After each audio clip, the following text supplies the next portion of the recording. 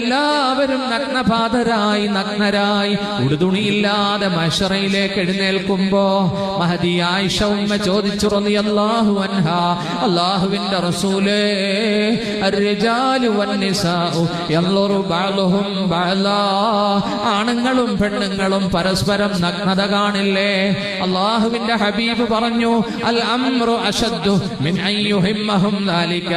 ആയിഷ, അന്നത്തെ ചിന്ത നഗ്നത നോക്കലല്ല. എല്ലാവരും അന്ന് നഫ്സി നഫ്സി എന്ന് പറയുന്ന അവസ്ഥയായിരിക്കും. കഠോരമായിരിക്കും അവരുടെ ചിന്ത. ആ ഭാഗത്തേക്ക് അവർ ചിന്തിക്കുന്നതല്ല. അങ്ങനെ സഹോദരങ്ങളെ, അവരെല്ലാവരും ഖബറിൽ നിന്ന് എഴുന്നേൽക്കുകയാണ്. നോക്കൂ, 3 രൂപത്തിലാണ് മഹ്ശറയിലേക്ക് എത്തുന്നത്.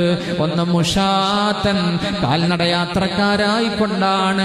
മറ്റൊന്ന് റുക്ബാന, അല്ലാഹു ചിലർക്ക് വാഹനങ്ങൾ കൊടുക്കും. പടച്ചവനാ വിഭാഗത്തിൽ നമ്മളെ പെടുത്തട്ടെ.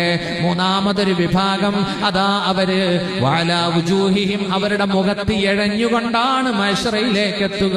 സ്വഹാബത്ത് ചോദിച്ചു, യാ റസൂലല്ലാഹ്, എങ്ങനെയാണ് മുഖം കൊണ്ട് നടക്കുക?